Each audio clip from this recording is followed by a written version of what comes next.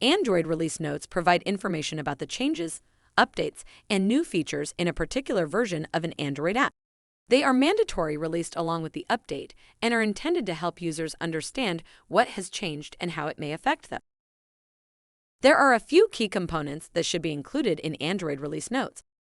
Firstly, a summary of the main changes and updates. This should be a high-level overview of the most significant changes in the update.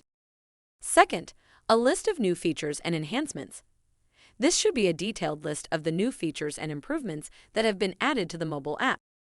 Third, a list of bug fixes and performance improvements. This should include a list of any bugs that have been fixed and any performance improvements that have been made. Fourth, known issues and workarounds. This section should list any known issues that may still exist in the update and provide any available workarounds. Number 5, relevant keywords and search terms. An aspect not to forget.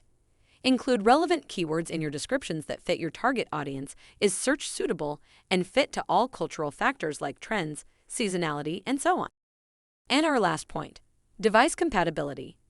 This should include a list of devices compatible with the update and any specific requirements or limitations.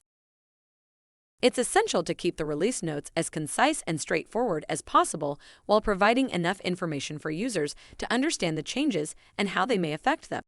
It's also essential to test the update thoroughly before releasing it to ensure it is stable and does not introduce any new issues. To sum up, creating Android release notes requires a combination of technical knowledge and good communication skills. It's important to understand the technical details of the update and be able to explain them in a way that is clear and easy to understand for users. It's also important to be thorough and include all relevant information in the release notes to avoid confusion and ensure that users are fully informed about the changes. And my tip: use the App Store Manager to create, format, translate, and upload your well-prepared release notes to Google Play Console effortlessly and intuitively.